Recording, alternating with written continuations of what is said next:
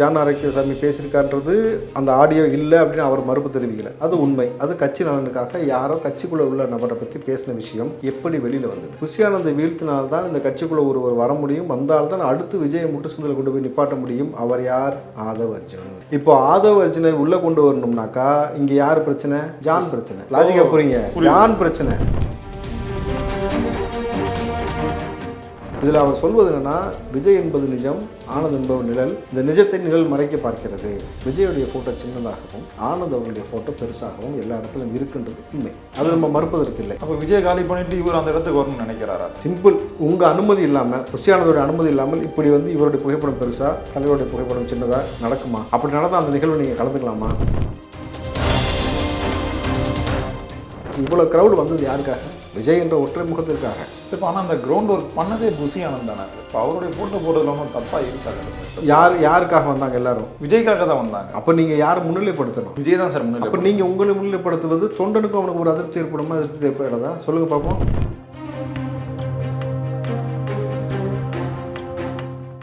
பிஜேபியோ அல்லது திமுகவோ புஷி ஆனந்தை விலைக்கு வாங்கி விட்டால் விஜய் காலி சொன்னாரா?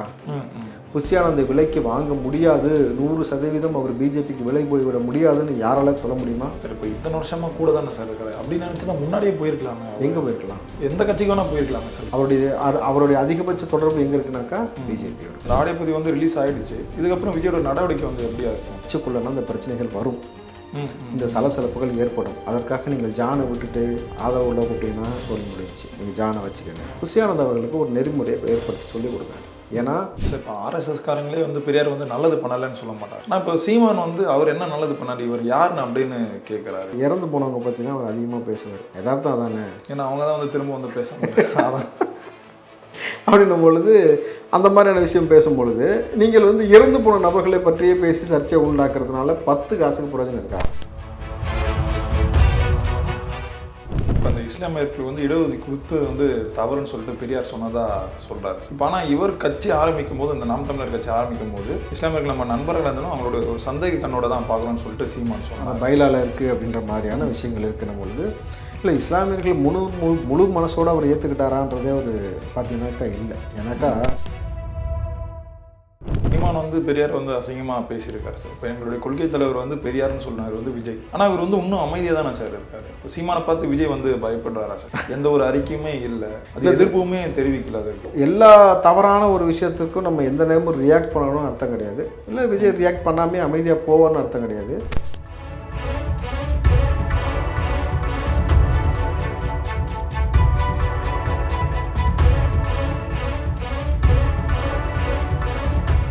மக்களே அன்பு வணக்கம். இன்றைய நமது சிறப்பு நேர்காணலில் நம்முடன் இருப்பவர் காங்கிரஸை சேர்ந்த திரு ராவுத்தர் இப்ராஹிம் அவர்கள். சார் வணக்கம். வணக்கம் நடராஜ். வணக்கம் சார், எப்படி இருக்கீங்க? நல்லா இருக்கு நடராஜ். இந்த தமிழக வெற்றி கழகத்தோட இந்த ஆடியோ ஒன்று ரிலீஸ் ஆகி ரொம்ப வைரலாக போயிட்டு இருக்கு. அதோட பொறுப்பாளர் ஒருத்தர் பேசினா, நிர்வாகிகிட்ட பேசுகிற அந்த ஆடியோ வந்து பெருசாக போயிட்டு இருக்கு சார். அது அவங்க தரப்புல இருந்து என்ன சொல்றாங்க, இது ஏஐன்னு சொல்றாங்க.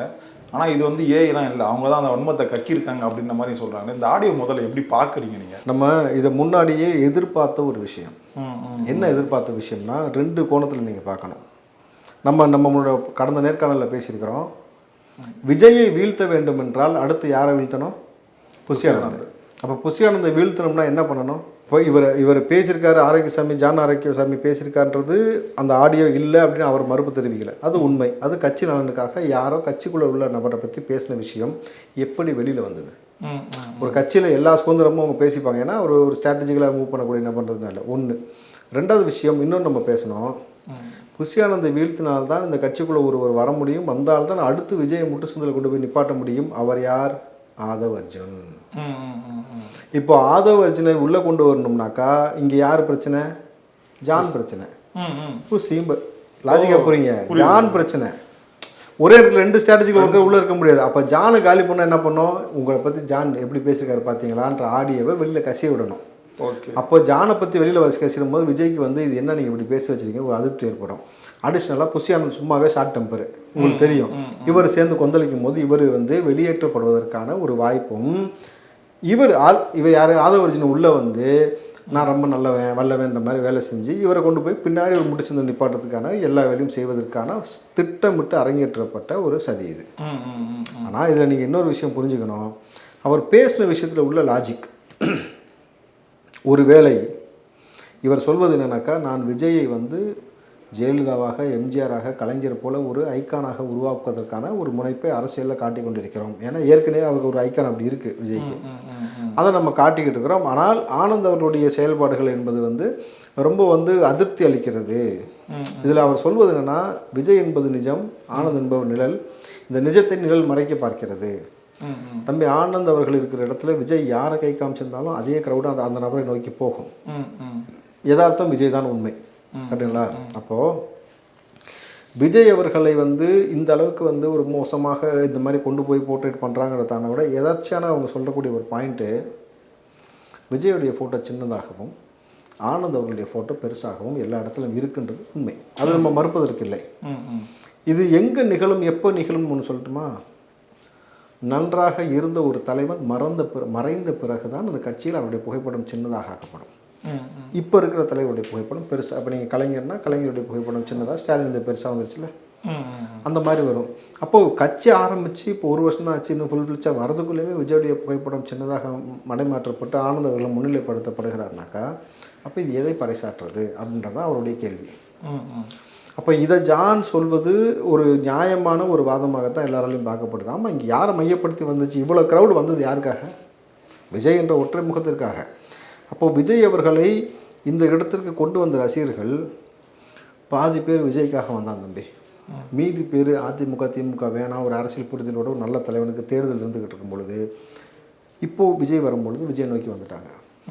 யதார்த்தமாக இன்னொரு உண்மையும் சொல்லுவோம், அவர்கள் வருத்தப்பட்டாலும் பரவாயில்ல, விஜயகாந்த் அவர்கள் உயிரோடு இருந்திருந்து விஜயகாந்த் அவர்கள் தற்போது தான் வந்து அரசியலுக்கு வராருன்னு வச்சுங்க, 2027 அவர் தான் சிஎம் எழுதி வச்சுங்க, யாரும் மாற்றிருக்க முடியாது. ஓகே. ஏன்னா அவருடைய கிரவுண்ட் ஒர்க் அந்த மாதிரி, அந்த கட்டமைப்பு அந்த மாதிரி. அப்போது விஜய் அவர்கள் இந்த கிரவுண்ட் ஒர்க், இந்த கிரவுண்ட் ரியாலிட்டியை அண்டர்ஸ்டாண்ட் பண்ணிக்கணும். அதுக்குள்ளே உங்களுடைய கட்சிக்குள்ளே இவ்வளோ பெரிய ஒரு பிரச்சனை போய்கிட்டு இருக்கு, விஜயிடம் சொன்னாலும் அந்த செய்தி ஆனந்துக்கு கடத்தப்படுகிறதுன்றாங்க. அப்போது இப்படி ஒரு முரண் இருந்துச்சுன்னா தொண்டர்களுக்குள்ளே என்ன ஒரு மனநிலை ஏற்படும்? சார் இப்போ ஆனால் அந்த கிரவுண்ட் ஒர்க் பண்ணதே புசி ஆனந்த் தானே சார். இப்போ அவருடைய ஃபோட்டோ போடுறதுல ஒன்றும் தப்பாக இருக்காதுல்ல சார். இப்போ எல்லா கட்சியுமே ஒருத்தரோட ஃபோட்டோ, தலைவரோட ஃபோட்டோ பெருசாக போடுறாங்கன்னா மற்றவங்களுடைய ஃபோட்டோ வந்து சின்னதாக போடுறாங்க. ஏன் இதில் ஒரு மாற்றாக இருக்கக்கூடாது? ஒரு மாற்று அரசியல் சொல்லிட்டு தானே விஜய் வராரு. இதில் புசி ஆனந்த் ஃபோட்டோ போட்டால் என்ன தப்பு? ஓஹோ, அப்போ விஜய் இல்லாமல் நீங்கள் அந்த ஃபோட்டோ போட்டுட்டு ஒரு கட்சியை உருவாக்கிட்டு வந்திருக்க வேண்டியதானே சார்? இப்போ ஒரு கட்சினா எல்லா தலைவர்களும் தெரியணும்ல சார். யாருக்காக வந்தாங்க? எல்லாரும் விஜய்க்காக தான் வந்தாங்க. அப்போ நீங்கள் யாரை முன்னிலைப்படுத்தணும்? விஜய் தான் சார் முன்னிலை. அப்போ நீங்கள் உங்களை முன்னிலைப்படுத்துவது தொண்டனுக்கும் அவனுக்கு ஒரு அதிருப்தி ஏற்படுமா? அதிருப்தி ஏற்படாதா? சொல்லுங்க பார்ப்போம். அவங்களுக்கு விஜய் என்ற ஒற்றை முகத்துக்காக தான் தம்பி வந்ததே. அவர் இவ்வளவு பெரிய சமகாலத்தில் வந்து இப்படி ஒரு வந்து சினிமாவை விட்டுட்டு அரசியலுக்கு வந்து இவரோட சண்டை செய்ய வந்திருக்கிற பொழுது விஜய் உச்சாணி கொம்பளை கொண்டு போய் உட்கார வச்சது யாருன்னா ரசிகன். இல்லை, நீங்கள் ஒரு விஷயம் நோட் பண்ணணும், மாநாடுக்கு விஜய் அவர்களால் கொடுக்கப்பட்டது இருக்குல்ல, எவ்வளோ பேர் வருவாங்கன்னு, எவ்வளோ பேர்? 50,000 1 லட்சம் பேர் தான் அவங்க சொன்னாங்க. உளவுத்துறை எதிர்பார்த்தது 4 லட்சம் பேர், 3 4 லட்சம் பேர், வந்தது 7 8 லட்சம் பேர். அப்போ நீங்கள் எதிர்பார்த்ததை விட 10 மடங்கு எக்ஸ்ட்ரா அங்கே ஆள் வந்திருக்கானா, அவனுக்கான அரசியல் தேடலும் அந்த இடத்துல நீங்க வந்தீங்கன்னு உங்களை தேடி வந்திருக்கிறான். ஒருவேளை உங்களுக்கு பதில் அந்த இடத்துல அஜித்தோ வேற ஒரு நடிகரோ வரும்பொழுது உங்களுக்கு இவ்வளவு கூட்டம் அங்கே போகாட்டி ஒரு பெருங்கூட்டம் அங்கே போயிருக்கும். விஜய் அவர்கள் எப்போதும் போல சினிமாவில் இருந்திருப்பாரு. அப்போ அவனுக்கான தேடல் உனக்கு இருந்துகிட்டே இருக்குல்ல. அப்போ அந்த ரசிகன், அந்த தொண்டன் ஒரு அதிருப்தி அடைஞ்சானா, இன்னொரு விஷயம் சிம்பிளாக சொல்லுவோம், சரி விஜய் தான் இப்போ பிரச்சனைப்பா திமுகன்ட்டு, திமுகவே நாளைக்கு ஒரு பெரும் தொகை ஒரு பணத்தை கொடுத்து, ஒரு படத்துக்கு எவ்வளோ சம்பளம், 50 கோடி 100 கோடி வாங்குறியா, 5000 கோடி கொடுக்குறேன் அரசியலுக்கு வான்னு சொல்லி ஒருத்தரை கூப்பிட்டு வந்து நிப்பாட்டாங்கன்னு வச்சுங்க. அந்த நபர் ஒரு வேளை விஜய் சேதுபதியாக இருந்தால், விஜய் சேதுபதிக்கு உதாரணத்துக்கு சொல்கிறேன், விஜய் சேதுபதிக்கு விஜய் அளவுக்கு க்ரௌட் இல்லாட்டியும் பேசி ஒரு ஆளை தன்வசப்படுத்துவதில் விஜய் சேதுபதி வல்லவர். ப்ரெஸ்ஸை சந்திக்கிறதா இருக்கட்டும், ஒரு பிரச்சனையை அணுகுவதாக இருக்கட்டும். இன்னும் சொல்ல போனீங்கன்னா விஜயோடைய ஆடியோ ஃபங்க்ஷனில் தான் அவர் பேசியிருக்காரு, சாமியை காப்பாற்றுற நீங்கள் பல பேர் உருவாக்கிட்டு இருக்காங்க, சாமியை காப்பாற்றிக்கிட்டா நீங்கள் அந்த வேலையை விட்டுட்டு உங்கள் வேலையை பாருங்கன்னு சொன்னார். ஸோ அரசியலை எப்போ நுட்பமாக கடத்தக்கூடிய ஒரு வேலை செய்வார். அப்போது காலம் வந்து இப்படி ஒரு நபரை கொண்டு வந்து நிப்பாட்டோம்னு யாருமே எதிர்பார்க்கல விஜயை. ரஜினி வரேன்னு சொன்னவர் ரஜினி வராமல் போயிட்டார். நல்லா புரிஞ்சுக்கங்க, காலம் எப்போ யாரை கொண்டு நிப்பாட்டணும்னு. அப்போ காலம் விஜயை நிப்பாட்டிருக்கிறதை மிகச்சரியாக பயன்படுத்திட்டு விஜயை கொண்டு போய் சேர்க்கக்கூடிய வேலையைத்தான் அந்த கட்சியில் இருக்கக்கூடிய நபர்கள் செய்யணும். ஒட்டு மொத்தமாக உங்களுடைய ஃபோக்கஸ் முழுக்க யாராக இருக்குன்னா விஜய், தலைவன் விஜய், தலைவனுக்காகத்தான் எல்லாம். நீங்கள் கலைஞரோ ஜெயலலிதாவோ இருக்கும் பொழுது ஜெயலலிதா புகைப்படத்தை பெருசாக போடாமல் சின்னதாக போட்டு வேறு யார் முகத்தையாவது பெருசாக போட்டிருந்தா கட்சி உருப்பிட்டுருக்குமா? வெறும் துரைமுருகனை மட்டும் நம்பி ஸ்டாலின் அவர்களோ அல்லது வந்து கலைஞரோ ஆட்சி நடத்த ஆரம்பிச்சிருந்தாக்கா சாத்தியப்படுமா? இப்போ 234 தொகுதி, 234 மாவட்ட செயலாளர்கள், அதை தாண்டி எவ்வளோ பெரிய கட்டமைப்பை உருவாக்குனார்கள்னு ஒன்று இருக்குது. அடுத்த மாதத்தோட 1 வருஷம் புசியானதை தாண்டி அடுத்த முகம் யாருக்குமே தெரியல. ஏன்னா இல்லை. இப்போது 234 தொகுதியில் உள்ள பிரச்சனையை விஜயிடமும் புசியானதிடமே சொல்வதற்கு இங்கே ஆள் தேவையில்லை. ஒரு 10 பேராவது அதுக்கு அடுத்த கட்ட நிர்வாகி போட்டுருக்கீங்களா? ஆனந்த் அவர்கள் ஒரே ஆளால் பொம்பரமாக எல்லாத்தையும் பார்த்துட முடியுமா? இது வந்து வெறும் ஏதோ ரசிகர் மன்றம் இல்லை, அரசியல் கட்சி தம்பிங்க. திமுக, அதிமுக, காங்கிரஸ், கம்யூனிஸ்ட், மார்க்சிஸ்ட், விடுதலை சிறுத்தை, தமுக, Indian Muslim, DK, Vaiko, Velmurugan, BJP, Pattali Makkal Katchi, நாம் தமிழர், இவ்வளோ கட்சிகள் இருக்குது. இதை தாண்டி சில சாதிய கட்சிகள், அதுக்கப்புறம் இந்த டிடிவி, இது போன்ற நபர்கள்லாம் கொஞ்சம் பேர் இருக்கிறாங்க. இவர்கள் எல்லாத்தையும் ஓவர்டேக் பண்ணி ஒரு இடத்துக்கு நம்ம வரணும்னா எவ்வளோ உழைப்பு இருக்கணும். விஜய் அவர்கள் யதார்த்தமான உண்மையை சொன்னாக்கா சினிமாவில் ரொம்பவும் அசிங்கப்பட்டிருக்கார். அவர் ரொம்ப கேவலப்படுத்தியிருக்காங்க, கஷ்டப்பட்டிருக்காரு. அந்த சுறா படத்தை டயத்துலாம் அதுக்கப்புறம் அவருக்கு எங்கேயுமே ப்ரொமோஷன் கூட கொடுக்க முடியாமல் பல சிக்கலை சந்திச்சு விஜயோட இவ்வளோ பெரிய வெற்றிக்கு காரணம் என்னன்னாக்கா உழைப்பு. நீங்கள் உழைச்ச உழைப்பு சினிமாவில் உங்களை மிகப்பெரிய ஸ்டார் ஆகிடுச்சு. அந்த உழைப்புக்கான ரிசல்ட்டு பலன் சினிமாலே கிடச்சிருச்சு. சினிமாவில் உழைச்சது எப்படி அரசியலுக்கு உங்களுக்கு உதவும்? இது வேறு களம். அப்போ இங்கே உங்களுடைய உழைப்பு உச்சபட்சமாக இருக்கணும். அதற்கு தொண்டர் பலம் நிச்சயம் தேவை. விஜய் சொல்லக்கூடியதாக சொல்லப்படுவது, இவ்வளோ காலமாக என்னோடு இருந்த மன்றத்தில் இருந்த நபர்களை மாற்ற வேண்டாம், அடிஷ்னலாக இன்னொரு நபரை போடுங்க. இப்போ சிஎம், டெப்டி சிஎம் இருக்காங்கல்ல, மாவட்ட செயலாளர், துணை மாவட்ட செயலாளர்னு போட்டு போக வேண்டியதானே? இதுதான் சார் ஒரு தலைவனுக்கு ஒரு நல்ல பண்பு. அவருடைய தொண்டர்கள் வந்து விடாமல் தானே பார்த்துட்டு தான் இருக்காரு. கரெக்டு. ஆனால் இங்கே அவர் செய்யலைன்றதானே இப்போ இவர் சொல்கிற குற்றச்சாட்டு, ஜான் சொல்லக்கூடிய குற்றச்சாட்டு. இவர் விரும்புகிற நபரை கொண்டு வந்து போடுறாரு, அவங்கள விட்டுட்டு. அப்போ என்ன ஆகும்னா, ஒரு ஏரியா முழுக்க இவ்வளோ நாளாக வந்து விஜய் ரசிகர் கட்டமைச்சு கொண்டு வந்து வச்சுருக்கேன், ஒருத்தன் வச்சுருப்பான். அவனை நீங்கள் புறம் தள்ளிட்டு வேற ஒரு ஆளை கொண்டு வந்து போடுறீங்க. ஏதோ ஒரு கட்சியிலேருந்து வரலாம், இல்லை வேற யாரும் உங்களுக்கு பிடிச்ச நபராக இருக்கலாம். அப்போ இவர்களுக்கும் அவர்களுக்குமான ஒரு சலிப்பு, பனிப்போர் ஏற்படும். அப்போ எப்படி விஜய் வெற்றி பெற முடியும்? அப்போ விஜயை ஒரு முட்டுச்சந்தில் கொண்டு போய் நிப்பாட்டக்கூடிய வேலையாக மாறிடும்ல. கூடுதலாக ஜான் சொன்னதுக்கான ஒரு எவிடன்ஸ் ஒன்று இருக்குது, நான் சொல்கிறேன். ஒருவேளை அவர் சொன்னது போல் பிஜேபியோ அல்லது திமுகவோ புசியானந்தை விலைக்கு வாங்கி விட்டால் விஜய் காலி சொன்னாரா? புசியானந்தை விலைக்கு வாங்க முடியாது, 100% அவர் பிஜேபிக்கு விலை போய்விட முடியாதுன்னு யாரால சொல்ல முடியுமா? சார் இப்போ இத்தனை வருஷமா கூட தானே சார் இருக்காரு. அப்படின்னு நினச்சி தான் முன்னாடியே போயிருக்கலாமே. எங்கே போயிருக்கலாம்? எந்த கட்சிக்கு வேணால் போயிருக்கலாமே சார். புசியானந்த் எந்த கட்சிக்கு நீங்கள் போவீங்க சார்? ஆனால் அவரே ஒரு கட்சியில் இருந்து தானே சார் வந்தார். அதுதான் பிரச்சனையே. இப்போ வந்துட்டீங்களா பாயிண்ட்டுக்கு? எந்த கட்சியில் இருந்தார் சார்? காங்கிரஸில் இருந்தார். என்ஆர் காங்கிரஸ். அதுக்கு முன்னாடி அவருடைய அதிகபட்ச தொடர்பு எங்கே இருக்குனாக்கா பிஜேபியோட. ஓ, நீங்கள் ரங்கசாமியோட இருக்கட்டும், பிஜேபியோட இருக்கட்டும், இந்த தொடர்பு அவரோட நெருக்கமாக இருப்பதால் இவர்கள் எழுப்பக்கூடிய சந்தேகம் என்னவாக இருக்குன்னா, நாளைக்கு புசியானந்தை ஒரு 5000 கோடி கொடுத்து விலைக்கு வாங்கிட்டா, ஹியூஜ் நம்பர் அமௌண்ட்டு, அப்போ என்ன ஆகும்ன்ற ஒரு நிலைமை இருக்குல்ல கட்சி. ஏன்னா என் ரிசல்ட்டு இந்த எலெக்ஷனுக்கு விஜய் தோக்கணும், அதுக்கப்புறம் பெருசாக கண்டுக்க போகிறதில்ல. ஒரு 5 வருஷத்துக்கு நீ என்ன வேணால் கத்திட்டு போன்னு விட்டுருவாங்க. அந்த டயத்துக்கு தோக்க வைக்கிறதுக்கான சில வேலை செய்யறதுக்கான ஒரு முனைப்பை திமுகவும் பிஜேபியும் எடுக்கும். ஏன்னா திமுகவும் பிஜேபியும் பாண்டிச்சேரியில் எப்படின்னு நகமும் சதையும் போல. அதனால் நம்ப முடியுதா? திமுகவும் பிஜேபியும் அவ்வளவு நெருக்கம். இங்கே நம்மள்ட்ட எப்படி நாடகம் போடுறாங்க, எதிரிகள் மாதிரி. உங்களுக்கு ஒரு சான்று காட்டுறேன். பிஜேபியை சேர்ந்த ஜான் குமார் எம்எல்ஏ, இவர் தான் இந்த எம்எல்ஏ. இவர் என்ன சொல்றாருன்னு மட்டும் கேளுங்க. சொல்லுங்க. என்ன சார் இன்னைக்கு மீட்டிங்? என்ன மீட்டிங் சார்? கட்சி தலைமை பொறுப்புக்கு வந்து ஒரு 3 பேர் சஜஷன் பண்ணி அவங்களுடைய கருத்துக்களை கேட்டாங்க. அது சம்பந்தமாக வந்துருக்கோம். யாருக்கு சார் நீங்கள் ஆதரவு கொடுக்க போறீங்க? அப்பதான் வந்து சொன்னா தப்பா போயிடும். அது வந்து கட்சியுடைய ரகசியத்தை வெளியே சொல்றது. ஸ்பீக்கர் எலெக்ஷன் யாருக்கு ஆதரவு? நீங்க எங்ககிட்ட டிஎம்கே எங்களுக்குள்ள நாங்க எங்க ஸ்பீக்கரை யாரும் அசைக்க முடியாது. டிஎம்கே உங்க கூட தான் இருக்கா? நம்ம டிஎம்கே அவங்களே ஆதரவு கொடுத்தாங்க நம்ம கவர்மெண்ட்டுக்கு. அப்படிக்குள்ள என்ன ஸ்பீக்கரை ஒன்றும் பண்ண முடியாது. எங்க ஸ்பீக்கரை இப்போ பாண்டிச்சேரியில் டிஎம்கேவும் பிஜேபியும் இவ்வளோ இணக்கமாக இருக்குன்னா, ஸ்டாலின் சொல்லாமல் பிஜேபிக்கு திமுக நபர்கள் பாண்டிச்சேரியில் ஆதரவு தெரிவிச்சிருப்பாங்களா? அப்போது விஜய் மீது பெயிண்ட் டப்பாவை தூக்கிட்டு இவங்க பூச முயற்சி செஞ்சுட்டு இருக்காங்க. ஆனால் இவங்க 2 பேரும் எவ்வளோ இணக்கமாக இருப்பாங்கன்றது ஒரு சான்று. இப்போ புசியானந்த் அவர்கள் வந்து ஏற்கனவே வந்து பாண்டிச்சேரியில் தான் நின்று ஜெயிச்சிருக்கிறாரு. பாண்டிச்சேரியை பற்றி அவர் நல்லா தெரியும். இங்கே வந்து ரசிகர் மன்றத்தை தான் வச்சுருக்காரு தவிர, அவர் நின்று ஜெயிச்ச தொகுதியோட நம்பர்ஸ் வெறும் 5000 ஓட்டுனாக்கா இங்கே எவ்வளோ பெருசு, இங்கே எவ்வளோ பெரிய கட்டமைப்பு தேவைன்னு ஒரு விஷயம் இருக்குது.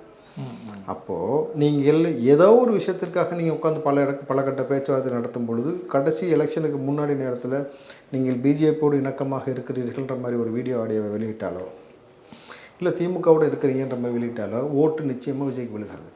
இப்போ நீங்கள்லாம் ஒன்றா தான் இருக்கீங்களா, உங்களுக்கு எதுக்கு நாங்கள் ஓட்டு போகணும்னு மக்கள் புறக்கணிச்சிருவாங்க. சரி, இப்போ இந்த ஆடியோ எப்படி வெளியே வந்துச்சு? That's the point. இந்த ஆடியோவை எப்படி வெளியில் வந்தது? நீங்கள் ஜான் என்ற ஒரு நபர் யாரோடு பேசினார்னு தகவல் சொல்லப்பட்டுச்சா? இல்லை சார், ஆனால் தாவைக்கா நிர்வாகியும் தானே சார் சொல்லியிருந்தேன். அது நீங்கள் போடுற செய்தி.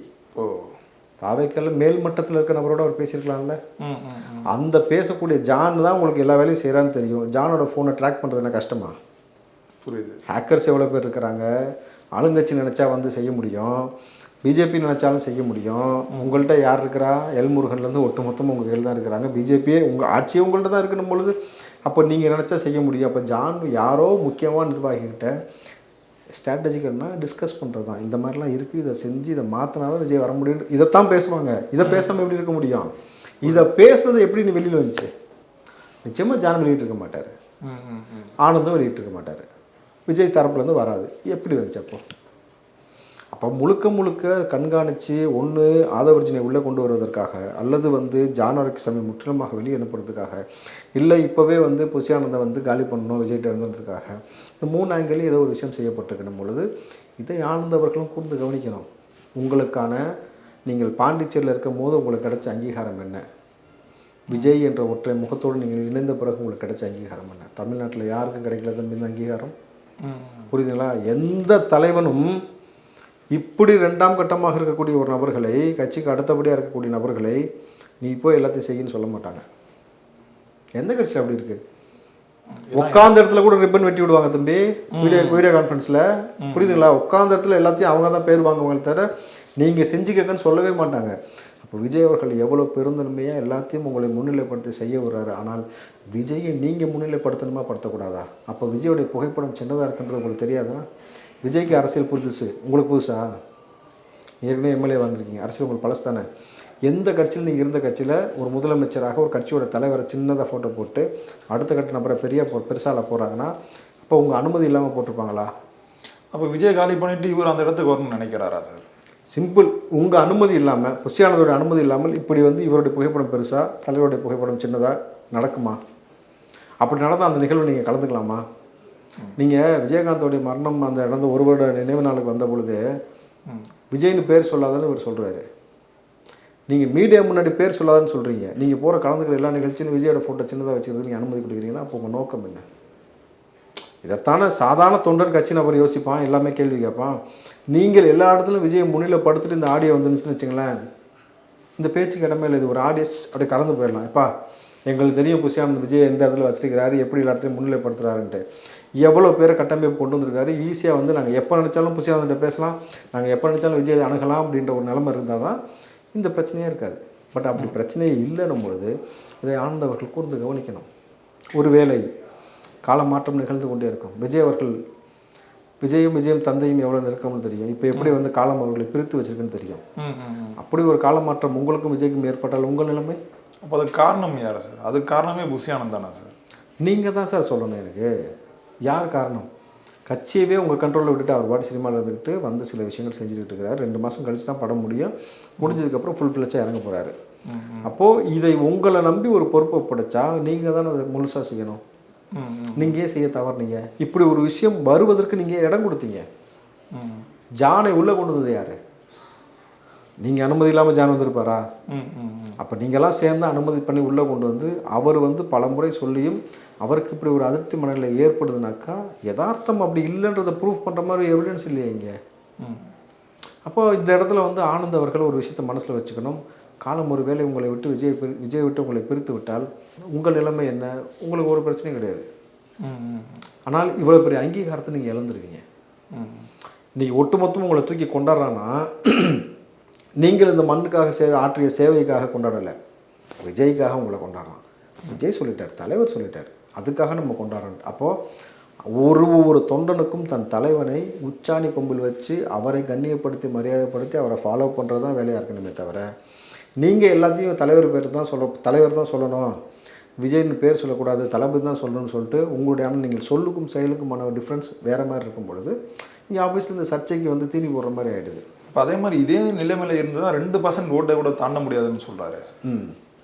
இது வந்து என்ன ஆகுனாக்கா தம்பி, நான் வெளிப்படையாக சொன்னேன்ல, இப்போ இந்த பிஜேபியும் திமுக எவ்வளோ இணக்கமாக இருக்குன்னு நான் காமிச்சேன். இவர்கள் வந்து இப்போது ஆனந்த் அவர்களால் வந்து பிஜேபியிலிருந்து வந்த நபர்களுக்காக அவர்களுடைய பின்பலத்தில் இருக்கக்கூடிய நபர்களுக்கு ஒரு 10லேருந்து ஒரு 50 மாவட்ட செயலாளர் போடுறீங்க, திமுக பின்பலத்தில் இருக்கக்கூடிய நபர்களுக்கு இவ்வளோ போடுறீங்க பொழுது இவர்கள் எல்லோரும் உங்கள் கட்சிக்கு விசுவாசியாக இருப்பாங்களா? இல்லை சார், அது பெரிய கேள்விக்குறி. ஏன்னா உங்களுக்கு தெரியும் உங்கள் கட்சியை உடைக்கிறதுக்கு தான் பல நபர்கள் உள்ள வருவாங்க. நான் ஆரம்பத்துலேருந்து எச்சரிச்சுக்கிட்டு இருக்கிறேன். இப்போ நீங்கள் என்ன செஞ்சுக்கிட்டு இருக்கீங்கன்னு ஒரு கேள்வி எழும் பொழுது இது எல்லாத்தையும் கவனிக்கிறதுக்கான நேரம் இன்மை வந்து இப்போ வந்து ரொம்ப கம்மியாக இருக்குது. ஏன்னா விஜய் சொன்ன வாக்குறுதி என்ன, கடைசி படத்தை முடிச்சுட்டு ஃபுல் ஃப்ளெஷ்டாக வந்துடுவேன் தான். அது ஃபுல் ஃப்ளெஷ்டாக வர முடியல. ஆனால் பட் அவருக்கு கிடைத்த ஒரு மிகப்பெரிய சந்தர்ப்பம் இந்த அண்ணா யூனிவர்சிட்டி மேட்ரு. நீங்கள் என்ன செஞ்சோன்னு விஜய் அவர்கள் களத்துக்கு வர முடியல. அவர்கிட்ட சொல்லிவிட்டு நீங்கள் அனௌன்ஸ்மெண்ட் பண்ணுங்கள், நம்ம ஒரு போராட்டம் நம்ம கட்சி சார்பாக செய்கிறோம். எல்லா கட்சியும் அரெஸ்ட்டு போலீஸுன்றது பார்க்குறது தான் செஞ்சாகணும். நாங்கள் போய் கலந்துக்கிறோம் என் தலைமையில், நீங்கள் ஒரு அனௌன்ஸ்மெண்ட் கொடுங்கன்னு சொல்லியிருந்தா தம்பி இந்த பெருவெள்ளத்தில் வீட்டில் உட்காந்தே கொடுத்தாரு. அப்போ வந்து கூட்டம் கூடும், அப்போ வரதுனால ஒரு சர்ச்சை ஏற்படும் போது எல்லாருமே ஒத்துக்கிட்டோம். அண்ணா யூனிவர்சிட்டி மேட்டருக்கு கூட்டம் கூட்டினா தானே வேல்யூ ஜாஸ்தி. விஜய் வராருன்னா எவ்வளோ பெரிய கூட்டம் கூடும். சரி விஜய் வரல, விஜய் சார்பாக விஜய் சொல்லிட்டாரு, தாவேக்கா சார்பில் ஒரு ஆர்ப்பாட்டம், முதல் ஆர்ப்பாட்டம், விளையாட்டு கிடையாது தம்பி. அப்போ எவ்வளோ பேர் வந்து நிற்பான். சரி, இப்போ ஆனால் அவங்க கட்சி சார்பாக அந்த போராட்டங்கள்லாம் நடந்தன. என்ன போராட்டம் நடந்துச்சு? துண்டு பிரசனங்கள்லாம் கொடுத்தாங்க. அது போராட்டம் கிடையாது தம்பி. புசியானந்த கைது பண்ணாங்க. அது போராட்டம் இல்லை சார், இப்போ அதுக்கே கைது பண்ணாங்க. பெரிய போராட்டம் இல்லை தான், ஆனால் அதுக்கே கைது பண்ணாங்க. யாரை கைது பண்ணலை? புசியானந்த கைது பண்ணி யாரை கைது பண்ணலை தமிழ்நாட்டில்? ஒரு கைதுக்கு அஞ்சிரவன் வந்து தொண்டனாக இருக்க முடியாது, களத்துக்கு பண்ணி வரக்கூடாது. ஒரு தொண்டனை கைது பண்ண விட்டுட்டு தலைவர் அமைதியாக இருக்கிறதுக்கு தலைவன் கிடையாது அவன். புரியுதுங்களா? இங்கே கைது செய்யப்படாமல் இங்கே வரலாற்றில் ஏன் டிவிகேவுடைய கொள்கை தலைவர்கள் யாருமே கைது செய்யப்படாமல் இருந்தாங்களா? கைது செய்யப்பட்டு எல்லாத்தையும் சந்திச்சதுனால தான் நீங்கள் தலைவர். அப்போது இந்த கைதுக்கெல்லாம் நீங்கள் அஞ்சக்கூடாது. ஏன்னா இது மாணவி பிரச்சனை. விஜய் அவர்கள் சொல்வது என்னவென்றால், மாணவ பிள்ளைகளை அரசியல் பழகு, அரசியலை பயிலு, அரசியல் கொள்வா. மாணவ பிள்ளைகளுக்கு தங்கமும் வைரமும் வண்டி கொடுத்தாரு. நாங்குநேரில் வெட்டப்பட்ட தங்கத்துறைக்கு பக்கபலமாக நான் நிற்கிறேன்னு சொல்லி அங்கே நின்னார். ஒரு ஒரு ஒரு திருநங்கைக்கு பக்கபலமாக உட்கார வச்சு நான் உங்களுக்கு நிற்கிறேன்னு சொல்லிட்டு மாணவிக்கு ஒரு பிரச்சனை நடக்கும்போது களத்துக்கு வரல டிவிகே சார்பான்னு சொன்னால் இது எப்படி உங்களை நீங்கள் நிற்கிறீங்க நம்புவாங்க? இளைஞர்கள் உங்களை நோக்கி வாங்கன்னு சொல்லிட்டீங்க, பெருவாரியாக வரான். அப்போ பெற்றோருக்கு என்ன ஒரு கேள்வி இருக்குன்னா, நீங்கள் இளைஞர்களுக்காக மாணவிக்காக நிற்கிறீங்க, ஒரு மாணவிக்கு இப்படி பிற பிரச்சனை இருக்கும்போது நீங்கள் களத்துக்கு வரல, உங்கள் கட்சி சார்பாக ஆனந்த் தலைமையில் கூட ஒரு போராட்டம் நடக்கணும் பொழுது நாளைக்கு ஏன் பிள்ளைக்கு எப்படி உத்தரவாதம் உங்கள் கட்சியில் வரும்பொழுது? ஏன்னா அரசியலுக்குள்ளே வரும்பொழுது ஆண்களை விட பெண்களுக்கு நிறைய சிக்கல்களை எதிர்கொள்ளணும். அப்போது அந்த உத்தரவாதம் இன்மைன்றது குறையும்ல. ஒரு அரசியல் கட்சியாக நீங்கள் வந்து இதெல்லாம் ஃபோக்கஸ் பண்ணணும். விஜய்க்கு அரசியல் புதிதாக இருக்கலாம், ஆனால் கூட இருக்க நபர்கள் இதை சொல்லணும். அப்போ அந்த அரசியல் புரிதலோடு நீங்கள் சில விஷயத்தை ஒன்றும் இல்லைப்பா, அவர் வேலையை பார்த்துக்கிட்டு இருக்கட்டும். ஆனந்த் தலைமையில் ஒரு பெரிய ஆர்ப்பாட்டம், அனௌன்ஸ்மெண்ட் விஜய் டென்னு வரணும், சிம்பிளாக முடிஞ்சிருக்கும். அழகாக வந்து இது பெரிய லெவலில் உங்களுக்கு ஒரு பேரை ஏற்படுத்தி கொடுத்து ஓட்டு. நீங்கள் ஒவ்வொரு அரசியல் கட்சிக்கும் ஓட்டாக எப்படி கன்வெர்ட் பண்ணணும் தான் யோசிக்கணும். இது எல்லாமே ஓட்டு. நீங்கள் எப்படி எவ்வளோக்கு எவ்வளோ ஸ்கோர் பண்ணுறீங்க? இன்றைக்கி 4வது நாளாக சட்டமன்றத்தில் கருப்பு சட்டை போட்டு அதிமுக வருது. யார் அந்த சார்? அவர்கள் கொடுத்த மிகப்பெரிய அழுத்தம் தான் இன்றைக்கி வந்து வழக்கு தன்னிச்சையாக நீதிமன்றம் வந்து எடுக்கிற அளவுக்கு போச்சு. அப்போது அந்த அரசியலை அவர்கள் எப்படி எதிர்கொள்கிறாங்கன்னு ஒரு விஷயம் பார்க்குறீங்க. முதல்வர் கடைசியாக வேறு வழியே இல்லாமல் பேசாமல் இருந்துட்டு 16 நாள் கழித்து இன்றைக்கி சட்டமன்றத்தில் வாய் திறந்திருக்காரு. அவன் திமுக ஆதரவாளன்ட்டு. அது நல்லா வச்சு பாருங்கள். 14 அதாவது வீட்டில் துக்க காரியம் நடந்துச்சுன்னா 14 காரியம் முடிச்சு தான் ஏதாவது ஆசுவாசப்படுற மாதிரி இவர் 14 நாள் கழித்து தான் வாயை பேசுகிறாரு. அது வரைக்கும் பேசலை. ஆனால் இங்கே ஆதரவாளர்னு சொல்லிட்டாரு. அவன் வந்து தமிழிசை தங்கப்பாண்டியன் கூட வந்து எலெக்ஷன் 2024 எலெக்ஷன் ஒர்க்கில் வந்து எல்லாமே பார்த்துருக்குறான். இதில் பேச வேண்டிய நபர் யார்? மிக முக்கியமாக மாசு. அவர் தான் மச்சா மாதிரி கூடிய வச்சு சுற்றிட்டு இருந்தார்.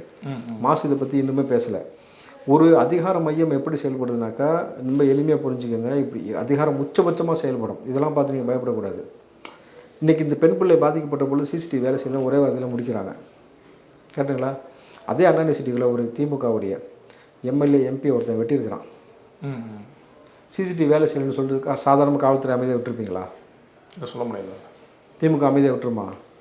வெட்டமே பிஜேபி சம்மந்தப்பட்ட ஒரு நபராக இருக்கட்டும், திமுக யாருமே பேச மாட்டீங்களா? ஏன்டா கேட்டை விட்டு வெளியில் வந்தால் ஓராயிரம் சிசிடிவி இருக்குது. காரில் வந்தவன் காருக்கு பக்கத்தில் வச்சு போயிருப்பான், காரை வெளியில் தான் ஓட்டு போயிருக்கணும். அவ்வளோ சிசிடிவி ஃபாலோ பண்ணி நம்ம பிடிக்க முடியும். 14 15 கிலோமீட்டர் சிசிடிவி ஃபாலோ பண்ணி அரெஸ்ட் பண்ண வரலாறு இருக்குது. தமிழ்நாடு காவல்துறை என்ன சும்மாவா? என்ன நினச்சிட்டு இருக்கீங்கன்னு எவ்வளோ விஷயம் போயிருக்கோம். ஆனால் நீங்கள் எப்படி சொல்கிறீங்க இங்கே? இப்போ அதிகாரம் இப்படித்தான் தனக்கு சார்ந்த நபரை காப்பாற்ற முயற்சி எடுக்கும். அப்போ அதிகாரம் எந்த அளவுக்கு வேணால் போகும். இன்றைக்கி வந்து சீமான் சொல்லிய பேச்சு முரணான பேச்சாக இருந்தாலும் சீமான் வீட்டு வரைக்கும் செல்வதற்கு அனுமதி கொடுத்துருக்கீங்க. எப்படி புரியுது? அன்புமணி அவருடைய மனைவி சவுங்கெல்லாம் காரை விட்டு இறங்கவில்லை. இவர் முன்னக்கூட்டியே சொல்லிட்டு போகும்பொழுது அப்போ இந்த இடத்தில் இந்த அண்ணா யூனிவர்சிட்டி விவகாரத்தை மடைமாற்றுவதற்கு திமுகவுக்கு ஒரு வேலை தேவைப்படுகிறது. அப்போது அதை செய்வதற்கு ஈஸியாக எப்படி கொண்டு போயிட்டாங்க? விஜயோடைய ஆடியோ, விஜய் கட்சிக்குள்ளே நீங்கள் வந்து புஷியானது காலி பண்ணணும், இல்லாட்டி ஆரோக்கியசாமி காலி பண்ணணும், ஜானை காலி பண்ணிட்டு இவரை கொண்டு போய் உட்கார வைக்கிறதுக்கான ஒரு முனைப்பு சீமான் மேட்ரு. இன்றைக்கி இது ரெண்டு தான் இன்றைக்கி தலைப்பு செய்தி. இந்த ஆடியோ பதிவு வந்து ரிலீஸ் ஆகிடுச்சு. இதுக்கப்புறம் விஜயோட நடவடிக்கை வந்து எப்படியா இருக்கும் சார்? விஜய் அவர்கள் வந்து இந்த யதார்த்த அரசியலை புரிஞ்சுக்கணும். நீங்கள் ஒரு வருஷமாக ஆயிடுச்சு இன்னும் கட்டமைப்பு போடலைனாக்கா நீங்கள் போடக்கூடிய மாவட்ட செயலாளர் எல்லோரும் உங்களுக்கு தான் விசுவாசமாக இருப்பான்னு சொல்லவே முடியாது. அப்போ பல பேர் இருப்பான். ஒரு 100ல் 30 பேர் 20 பேர் வந்து வெளியில் போவான் வருவான். அந்த மாதிரியான சில சலப்புகள் ஏற்படும். அதுக்கு உள்ளுக்குள்ளே இருக்க பிரச்சனைகளை முறைச்சிக்கிட்டு சில பேர் போவான். அப்போ வந்து இது எல்லாத்தையும் சிஸ்டமேட்டிக்காக சரி பண்ணி கொண்டு வந்து ஒரு லெவலாக நிப்பாட்டுறதுக்கே உங்களுக்கு 1 வருஷம் தேவைப்படும். ஆனால் இங்கே 1 வருஷத்துக்குள்ளே எலெக்ஷன் வந்துருச்சு. கட்டமைப்பு என்ன பண்ணுவீங்க? இப்போ கிரவுண்ட் லெவல் கட்டமைப்பு இருக்குல்ல, மாவட்டத்தோறும் வார்டு தோறும் எல்லாமே இருந்து ஒரு ஸ்ட்ராங்காக இருந்தால் தான் நீங்கள் எதிர்கொள்ள முடியும். எதிர்கொண்டு இப்போது விஜய் மாவட்ட செயலாளர்லாம் இதுக்கு முன்னாடி போட்டு எல்லாம் ரெடி பண்ணி வச்சுட்டு அண்ணா யூனிவர்சிட்டி விவகாரத்தில் இறங்கி மிரட்டுந்தாங்கன்னு வச்சுங்க. விஜய் மெரினாக்கில் நாங்கள் கூடுறோம் இல்லை ஏதாவது முக்கியமான இடத்துல நாங்கள் கூடுறோன்னு சொல்லி அனௌன்ஸ் பண்ணியிருந்தாக்கா லட்சக்கணக்கில் கூட்டியிருப்பாங்களா இல்லையா? கண்டிப்பாக. இதை பார்த்து கூட்டணிக்கு வர்றதுக்கெல்லாம் எல்லாமே யோசிக்க ஆரம்பிச்சிடணும். பேசாமல் நம்ம விஜய் நோக்கி போகலாம். யங்ஸ்டர்ஸ் நம்ம காசு கொடுத்தா கூட கூட்ட முடியாத கூட்டம் கூடுது. நம்ம வந்து டிசைடிங் அத்தாரிட்டியாக விஜய் மாறிக்கொண்டிருக்கிறாருன்னு கூட்டணி கட்சிகள் முடிவு செய்யட்டும்.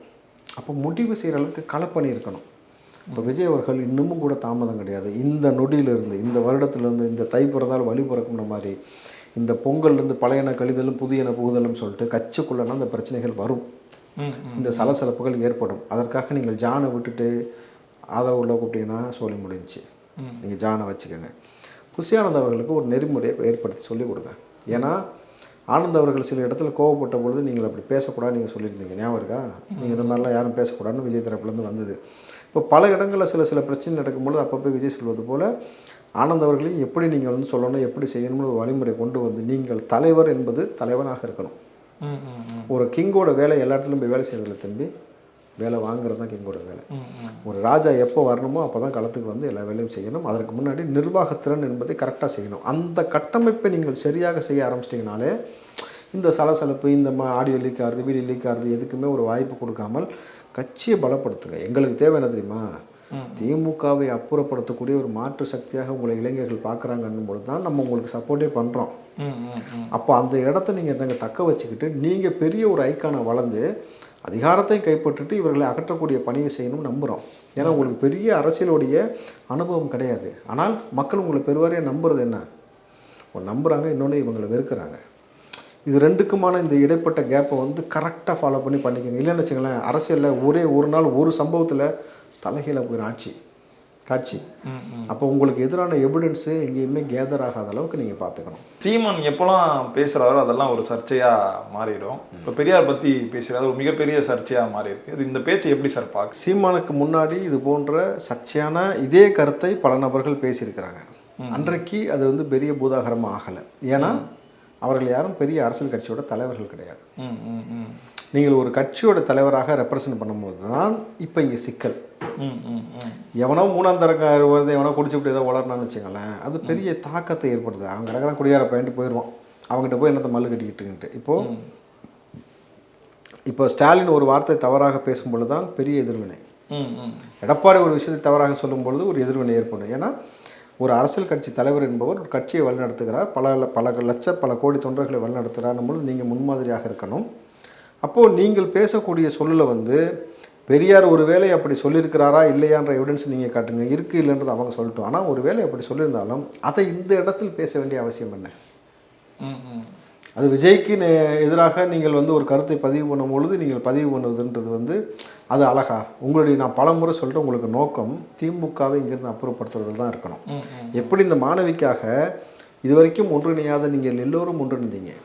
அதிமுக, பிஜேபி, விஜய் கட்சி, பாட்டாளி மக்கள் கட்சி, சீமான்னு சொல்லி எல்லாரும் ஒன்றிணைஞ்சிங்களா? அதுபோல் வந்து இவர்களை அப்புறப்படுத்துறதுக்கான ஃபோக்கஸ் இருக்கணுமே தவிர நீங்கள் விஜயை குறித்து பேசும்பொழுது கொள்கை தலைவர்கள் சொல்லிட்டு இவர் வந்து அதே மாதிரி திராவிடத்தை இருக்கிறாரு எப்படி இதெல்லாம்ன்றது வந்து நீங்கள் அப்படி பேசாமல் இதை வேறு மாதிரி கொண்டு கன்வே பண்ணிங்கன்னு வச்சுங்களேன், ஈஸியாக இருந்திருக்கும்.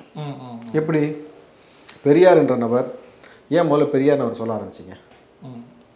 ஈவே ராமசாமி நாயக்கர். எப்படி ஈவே ராமசாமி நாயக்கர் ஏன் பெரியாராக வந்தார்?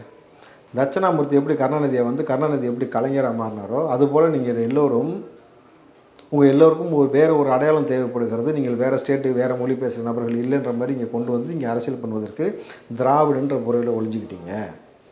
அந்த திராவிடன்ற ஒரு பொருவில் ஒழிஞ்சிக்கிட்டதுனால நீங்கள் வந்து தமிழுக்கு எதிராகவும் பெரியார் பேசியிருக்கிறாரு. நீங்கள் இப்படி கன்வே பண்ணி அவர் இப்போ விஜய் வந்து பெரியார் வந்து இதுக்காக போகிறானா அதுக்காக போகிறானான்னு பல விஷயம் நீங்கள் சொல்லும்போது ஒரே இலையில் உணவையும் மலத்தையும் வச்சுட்டு மலத்தை கண்டுக்காமல் உணவை சாப்பிட்னா எப்படி ஏற்றுக்கொள்ள முடியும்? நீ தமிழனை வந்து இழிவாக பேசிட்டு தமிழுடைய வரலாறு இழிவாக பேசின நபரை நான் ஏற்றுக்கொள்ள மாட்டேப்பா, அதை நீங்கள் ஏற்றுக்கிட்டு கூடாது விஜய், இப்படி நீங்கள் சொல்லியிருந்தீங்கன்னா அது பெரிய இம்பாக்ட் ஏற்படுத்திருக்காரு. நீங்கள் இப்படி சொல்லாமல் இதை மடைமாற்றும் பொழுது தான் இங்கே பெரிய இதை வேறு மாதிரி பேசும்பொழுது ஒரு சர்ச்சை. தொடர்ச்சியாக அண்ணன் சீமான் வந்து ஒரு மதத்தை குறித்தோ ஒரு பிரிவினைவாதத்தை குறித்தோ பேசக்கூடிய பேச்சு தவிர்த்துக்குங்கன்னு பல வாட்டி சொல்லியாச்சு. இப்போது இதில் நம்ம 2 பாயிண்ட்லேயும் பார்க்கணும். அண்ணா வந்து அண்ணாதுரைன்றதுனால தான் அவர் அண்ணான்னு கொசுருக்கி சொன்னாங்க. பட் இவங்க பேரே வந்து வேற. ஆனால் இவர்களை வந்து பெரியார்னு ஒரு போர்வைக்குள்ளே வந்திருக்காங்க அப்படின்னும் பொழுது இந்த போர்வைக்குள்ளே இருந்துக்கிட்டு இவர்கள் என்ன செய்தார்கள் தமிழ் மண்ணுக்குன்னு ஒரு விஷயம் பார்க்கும்போது ஒரு பக்கம் நல்லது நிகழ்ந்திருக்கு, ஒரு பக்கம் வந்து சில தவறுகளும் நடந்திருக்கு. நீங்கள் மொழியை குறை சொல்லியிருக்கீங்க அப்படின்னாலும் ஒரு பக்கம் நீங்கள் வந்து போராடக்கூடிய வேலை செஞ்சுருக்கீங்கன்னா இதை நீங்கள் எப்படி நுட்பமாக புரிஞ்சுக்கணுன்னாக்கா, நீங்கள் வரலாற்றில் மடைமாற்றி வேறு மாதிரி வரும்பொழுது பெரியார் அதாவது ஈவே ராமசாமி பெரியாராகவும் தட்சிணாமூர்த்தி கலைஞர் கருணாநிதியாக மாறும் பொழுது இவர்கள்லாம் வேறு போர்வில் திராவிடன்ற போர்வில் உள்ளே வந்து இது எங்கே வரைக்கும் கொண்டு வந்து நின்றுருக்குன்னா எல்லா இடத்துலையும் கலைஞர் சிலையை கொண்டு வந்து வைக்கிற அளவுக்கு ஆயிடுச்சு. உங்களுக்கு அப்புறம் உங்கள் சிலைக்கு அப்புறம் ஸ்டாலினுக்கு அப்புறம் உதயநிதிக்கு அப்புறம் இன்பநிதி இந்த சிலையெல்லாம் கொண்டு வந்து வைக்கும்போது வரலாற்றில் உண்மையாகவே மக்களுக்காக போராடின தலைவர்கள் இங்கே மடைமாற்றி காணாமல் போவதற்கான எல்லா சாத்தியக்கூறும் இருக்குது. அதை உங்களுக்கு சூட்சமாக புரிய வச்சிடுறேன். உதயநிதி தலைக்கு ஒருத்தர் வேலை வச்சார் சாமியார் நாடத்தில் இருந்து, ஞாபகம் இருக்குங்களா? சனாதன மேட்டருக்கு. அப்போது உதயநிதிக்கு மிகப்பெரிய பந்தோபஸ்து பாதுகாப்பு கொடுக்கப்பட்டது. ஏன் ஊரில் என்னை தாண்டி உதயநிதி யார் தொட்டுவா? நான் யதார்த்தமாக கேட்குறேன். எனக்கும் அதாவது பல நபர்களுக்கும் திமுகவிற்கும் உதயநிதிக்குமான அரசியல் கருத்து வேறுபாடு இருக்கும். எங்களை மீறி வந்து உங்களை யாரும் தொற்ற முடியாது. அப்போ இவ்வளோ பாதுகாப்பு கொடுக்க வேண்டிய ஒரு அவசியம் ஏன் ஏற்பட்டுக்குன்னா வடநாட்டுக்காரன் ஹிந்திக்காரன் தான் பெரும்பாலும் இங்கே உள்ளே வந்திருக்கான். எப்படி தட்சிணாமூர்த்தி பெரியாராக மாறினாரோ அது போல் ஒரு அரசியலை புரிஞ்சுக்கங்க நடராஜ். வந்த வடநாட்டு நபர்களுக்கு இங்கே தங்குவதற்கு இங்கே அவன் மாறுறதுக்கு இடம் கொடுக்கலாம், ரேஷன் கார்டு கொடுத்து அவன் பொருள் வாங்கிக்க சொல்லியிருக்கலாம். ஆனால் நீங்கள் என்ன செஞ்சுருக்கீங்கன்னா ஆதார் ஐடியை வந்து அவனுக்கு இங்கே மாற்றி கொடுத்துருக்கீங்க, ஓட்டர் ஐடி இங்கே மாற்றி கொடுத்துருக்கீங்க. இது எதோடைய சிக்கலில் போய் முடியும்னாக்கா இவன் வந்து எங்கேயோ இருந்து வந்தவன் தமிழ்நாட்டை யார் ஆளுன்றதை இவன் ஓட்டு போடுறான். இவனுக்கு அதுக்குமான எந்த உரிமையும் கிடையாது. அப்போது இவன் நாளைக்கு ஒரு கொலை செஞ்சுவிட்டு ஓடி போயிட்டானா நீங்கள் எவிடன்ஸ் தேடினா எங்கே நிற்கும்? இங்கே தான் அட்ரஸ் ப்ரூஃப் காட்டும். எங்கேருந்து வந்தான்றது இவன் வந்தவனுக்கு எப்பயுமே வெளி ஸ்டேட்லேருந்து இங்கே வரனவர்களுக்கு அட்ரஸ் ப்ரூஃப் கொடுங்க. போஸ்ட் ஆஃபீஸ் மூலம் வந்து கவர்மெண்ட் அட்ரஸ் ப்ரூஃப் கொடுக்குறீங்க, அட்ரஸ் ப்ரூஃப் கொடுங்க, நீங்கள் வந்து ரேஷன் கார்டு கொடுங்க. ஆனால் ஆதாரையோ ஓட்டர் ஐடியோ நீங்கள் வந்து அவர்கள் கடைசி வரைக்கும் பர்மனெண்ட் அட்ரஸ் எங்கேயோ சொந்த ஊரோ அதைத்தான் நீங்கள் வச்சுருந்தா மட்டும்தான் கண்டறிய முடியும் ஈஸியாக. அப்போது எப்படி வந்து வரலாறு வந்து பெரியார்லேருந்து இப்படி மாறி மாறி மாறி தமிழ்நாட்டில் தமிழ் மண்ணில் நம்ம வாழ்கிறதுக்கான இடம் பறிபோகுது, நம்மளுடைய உழைப்பு பறிபோகுது, இங்கே நமக்கு வேலை வாய்ப்பு இல்லாமல் போகுது. எல்லாமே அவங்க வர வேண்டிய அவசியம் என்ன இருக்கிறது? ஒரு வேலை இருக்குல்ல. இப்படி கால மாற்றம் ஏற்பட நம்மளுடைய மொழி மறக்கடிக்கப்பட்டு வேறு மாதிரி போயிடும். இப்போது சென்னையில் கலோக்கியல்னு சொல்கிறாங்கல்ல, பல லாங்குவேஜ் பல விதமாக பேசப்பட்டு வரும்பொழுது யார் இங்கே பூர்வக்குடின்னு தெரியாமல் போயிடுச்சு. ஏஆர் ரஹ்மான் ஆஸ்கார் அவர் மேடையில் போய் நின்றுட்டு எல்லா புகழும் இறைவனுக்குன்னு தமிழில் பேசின பிறகு தான் முற்று நோக்கினான் என்ன மொழின்ட்டு. இவன் தமிழன், இவனுடைய வரலாறு என்ன அப்போ தான் தேடினான். இப்போ மொழி ரொம்ப முக்கியம், நம்ம வரலாறு ரொம்ப முக்கியம். நீங்கள் திராவிடன்ற போர்வைக்குள்ள உள்ளே வந்து இந்த வேலை செய்கிறீங்கல்ல, அதை முதல்ல நிப்பாட்டணும். அப்போ சீமான் அவர்கள் இப்படி ஒரு அணுகுமுறையை மேற்கொள்ளணுமே தவிர சரி சார், அதுக்காக பெரியார் சொல்லாததை வந்து சொன்னதாக சொல்கிறது இருக்குல்ல. வந்து காமச்சை அதிகமாக இருந்ததுன்னா அதோடைய மகளுடைய அந்த தாய் இல்லை அக்கா அந்த மாதிரி சொல்கிறாருல்ல, அதே ஒரு தவறான இது தானே? ஆமாம், அதுக்கான எதிர்வினையை அவர் எதிர்கொள்வார். நீங்கள் இப்போ அவர் அந்த மாதிரி பேசுனது அப்படிக்கான எவிடன்ஸ் இல்லைனாக்கா நிச்சயமாக அதுக்காக வழக்கப்படுவார்கள், யாரும் விட போகிறது கிடையாது. சட்ட ரீதியாக சில விஷயங்கள் மேற்கொள்ளணும். அப்படி இருக்குன்ற ஆதாரத்தை இவர் வெளியில் கொண்டு வந்து காமிச்சு அதுக்கான ப்ரூவ் பண்ணிட்டாருன்னா ஏன் நம்ம அப்போ அவரை சில விஷயங்களை ஏற்றுக்கொள்ளணும் ஒரு பெரிய இங்கே ஒரு கேள்வி ஏற்படும். இப்போது ஒருவேளை பெரியார் அப்படி சொல்லியிருந்தால் ஏன்னா இப்படிலாம் பேசின நபர் எப்படிலாம் நம்ம ஏற்றுக்க முடியும் இல்லை சார், அவர் அப்படி அப்படின்னு சொல்லவே இல்லையா சார்? அது வாதத்துக்கு சொல்கிறேன், சொல்லியிருந்தால்ன்றக்கான எவிடன்ஸ் இவங்க கொடுத்தால், அப்படி சொல்லவே இல்லைன்னும் பொழுது இப்போது இந்த இடத்துல இன்னொரு ஒரு சந்தேகம் சீமான் மேலே எங்கே எழும்புனாக்கா, இன்றைக்கி இந்த அண்ணா யூனிவர்சிட்டி விவகாரம் தான் இந்த பூதாகரமாக போய்கிட்டு இருக்கும் பொழுது, அப்போது இந்த விஷயத்தை பூதாகரமாக போய்கிட்டு இருக்க விஷயத்தை மடைமாற்றுவதற்காக நீங்கள் திமுகவோட இணக்கமாக இருந்து கொண்டு இப்படி சர்ச்சையான பேசுனீங்களா? அப்போ இப்போ கவனமெல்லாம் எங்கே வந்துச்சு பாருங்கள், அந்த யூனிவர்சிட்டி மேட்டரை விட்டுட்டு இதுக்கு வந்துருச்சு. இதுலேயும் அந்த ஆரோக்கியசாமி ஜான் ஆரோக்கியசாமி விஜயோடைய கட்சி சார்பாக நம்ம அந்த ஆடியோ தான் இப்போ ரெண்டும் தான் இப்போ வலைதளங்களில் முக்கியமாக பேசும் பொருளாக மாறிக்கணும் பொழுது அந்த நிகழ்ச்சியை கடத்தி கொண்டு போவதற்கான வேலை. ஏன்னா இந்த ஒரு நிகழ்வு மட்டும்தான் 17 நாளாக தொடர்ந்து தமிழ்நாட்டில் ஹெட்லைன்ஸாக இருக்குது. இன்னும் சொல்ல போனால் அதிமுக அதை விடுவதாக இல்லை, சட்டமன்றத்தில் வரும்போது கருப்பு சட்டை போட்டு திரும்ப ஞாபகப்படுத்துகிறாங்க. அப்போ மடைமாற்றுவதற்கு செய்தி தேவைப்படுகிறது. இப்போ சீமான் அவர்கள் திமுகவுக்கு விலை போய் இப்படி ஒரு பேசிட்டாரா, இங்கே ஒரு சந்தேகம் எழும் இயற்கையாகவே எழுதணும் பொழுது. அப்போ நீங்கள் இதை தவிர்த்துட்டீங்கன்னா ஏன் இப்போ பர்பஸாக இந்த விஷயத்த பேசணும்? எவ்வளவோ விஷயம் இருக்குது தம்பி. நீங்கள் திமுகவுடைய கொள்கையை வந்து விஜய் ஏற்றுக்கொள்ள, அவர் சொன்னது திராவிடத்தை ஒரு பக்கமாக ஏற்றுக்கணும் பொழுது திராவிடத்தை பற்றி சொல்வதற்கு 1000 விஷயம் இருக்குது. அப்புறம் திராவிடத்துடைய ஒட்டுமொத்த அடையாளமும் வெறும் பெரியார் தான், அந்த பெரியார் இப்படி பேசியிருக்கான்னு சொல்லி நீங்கள் கான்ட்ரவர்சி ஏற்படுத்துறீங்கிற பொழுது, இந்த நேரத்தில் விஜயை வச்சு நீங்கள் ஏற்படுத்துறீங்கிற பொழுது தான் ஒரு சந்தேகம் எழுகிறது. இப்போ இந்த அரசியல் இருக்கக்கூடிய எதிர்வினை சாதகம் பாதகம், அப்போ அண்ணன் வந்து கடைசி வரைக்குமே ஒரு கான்ட்ரவர்சியை உருவாக்குவாரா, இல்லை உண்மையாலுமே அப்படி தான் போச்சான்றதுக்கான விளக்கத்தை அவர்களும் ஆளும் கட்சியும் தீக்கானவர்கள் தான் பார்க்கணும். இப்போ அதே மாதிரி சமூக நீதிக்காக போராட்டத்தை வந்து பெரியாரோ இல்லை ஆணைமுத்துவான்னு கேட்குறாரு சார். யார்? சீமான். சமூக நீதிக்காக போராடியது ஆணைமுத்துவா இல்லை பெரியாரான்னு கேட்குறாரு சார். சமூக நீதிக்காக ஒவ்வொரு நபரும் போராடணும். இல்லை சார், இப்போ ஆணைமுத்துவே பெரியார் கிட்ட இருந்து வந்தவர் தானே சார்? இல்லை தம்பி, நான் என்ன சொல்கிறேன்னு புரியுங்களா உங்களுக்கு? சமூக நீதிக்காக இந்த நொடி வரை நம்ம போராடுறோமா போராடலையா? போராடிதான் சார். இப்போ இந்த பெண்ணுக்கு இழைக்கப்பட்டது சமூக நீதியா? அனானிசிட் மேட்டருக்கு. அப்போ சமூக நீதி என்பது எல்லா காலகட்டத்திலையும் நிதர்சனமாக இருக்க வேண்டிய ஒரு விஷயம். எப்போவோ சமூக நீதி இருந்துச்சு, இல்லை இவர் தான் உருவாக்கி பெற்று போட்டாரு அப்படின்னு நம்ம சொல்லவே முடியாது. யாரெல்லாம் நாட்டுக்கு போறானோ, இந்த சுதந்திரத்துக்காக போறானோ அத்தனை பேரும் தான் வரலாற்றில் பேர் பெறணும். புரியுதுங்களா? இவர்கள் பங்கு பெற்று உயிர் தியாகம் செஞ்ச நபர்லாம் விட்டுவிட்டு கடைசியாக பொழைச்சாம் பாருங்க ஒருத்தன், அவன் பேர் மட்டும் வரலாற்றில் பதிக்கிறதுன்றது எப்படி மோசமோ அதுபோல் வந்து சமூக நீதின்றது ஒருத்தருக்கான ஒரு விஷயம்னு பார்க்க போகிறதே இங்கே தவறு. ஏன் கண்ணோட்டத்தில் இந்த சமூக நீதி இந்த எல்லா சமத்துவத்துக்குமான ஒரு விஷயத்தை எல்லோரும் எல்லா காலகட்டத்திலையும் முன்னெடுக்கணும். அது இவருக்கு தான் பொருந்தும் அவருக்கு தான் பொருந்தும்னு மடைமாட்டினோம்னாக்கா அதிகார மையம் நம்மளே அமுக்க பார்க்கும். எந்த இடத்தில் ஒரு மனிதனுடைய ஒரு ஜனநாயகத்தைப்படி அவனுக்கு கிடைக்க வேண்டிய எல்லா அதிகாரம் புறக்கணிக்கப்படுகிறதோ அங்கே சமூக நீதி புறக்கணிக்கப்படுகிறது. இப்போது இன்னும் ஈஸியாக போய் சொல்லிடுறேன். A1 அக்யூஸ்ட் இருப்பான், பல கொலைகள் செஞ்சுருப்பான், பல கொலைகள் பல சட்டவிரோதம் செஞ்சுருப்பான். அவனை வந்து காவல்துறை என்கவுண்டர் பண்ணும். கேள்விப்பட்டிருக்கீங்கல்ல? அப்போது ஒரு துறை உள்ளே வரும். என்ன துறைனா மனித உரிமை ஆணையம். என்கவுண்டர் பண்ணக்கூடாதுன்ட்டு. அந்த மனித உரிமை ஆணையம் ஏன் இந்த பெண்ணுக்காக வரல? அண்ணா யூனிவர்சிட்டி விவகாரத்தில் அந்த பெண் பாதிக்கப்பட்டால, அவளை அடித்து துன்புறுத்து பாலியல் வன்புணர்வு செஞ்சு பல நபர்களுக்கு இணங்க சொல்வது மனித உரிமை மீறல் இல்லையா? இதற்கே நீங்கள் வரல. அப்போது இந்த சமூக நீதி இங்கேருந்து அந்த பெண்ணுக்கு கிடைக்கிறதில்ல, நியாயம் கிடைக்கிறதில்ல. இதற்காகத்தானே இப்போ போராடுறோம். இப்போ நம்ம எல்லாருமே சமூக நீதி நிலைநாட்ட போராடிட்டு இருக்கோம். இது ஒருவருக்கான சொத்தாக நீங்கள் பார்க்கக்கூடாது. இது சீமானுக்காகவோ பெரியாருக்காகவோ நம்ம அந்த சமூக நீதியை மடைமாற்றி போயிட முடியாது. இது நம்மளுடைய தார்மீக கடமை. இதை புரிஞ்சுக்கணுன்றேன். சார், இப்போ ஆர்எஸ்எஸ்காரங்களே வந்து பெரியார் வந்து நல்லது பண்ணலைன்னு சொல்ல மாட்டாங்க. ஆனால் இப்போ சீமான் வந்து அவர் என்ன நல்லது பண்ணார், இவர் யாருன்னு அப்படின்னு கேட்குறாரு சார். இது அரசியலுக்காக செய்திப்படுறதானே தம்பி. ஒருத்தரை வீழ்த்தி ஒருத்தர் மேலே வர்றது தானே அரசியல். அப்படின்னும் பொழுது இவர்களுக்கு இன்றைக்கு சமகாலத்தில் இருக்கக்கூடிய நபர்களை வீழ்த்துவது என்பது அவர்களை பற்றி வீழ்த்தியதாக சீமான் சொன்னது இது வரைக்கும் நிகழ்ந்திருக்கானா? இறந்து போனவங்க பற்றி தான் அவர் அதிகமாக பேசுவார். யதார்த்தம் அதானே. ஏன்னா அவங்க தான் வந்து திரும்ப வந்து பேச மாட்டாங்க. அப்படின்னும் பொழுது அந்த மாதிரியான விஷயம் பேசும்பொழுது நீங்கள் வந்து இறந்து போன நபர்களை பற்றியே பேசி சர்ச்சை உண்டாக்குறதுனால 10 காசுக்கு பிரயோஜனம் இருக்கா? பிரபாகரன் இப்படி சொன்னார், என்னைய அண்ணன் இப்படி சொன்னார், தலைவர் இப்படி சொன்னார், இவர் அப்படி சொன்னார்.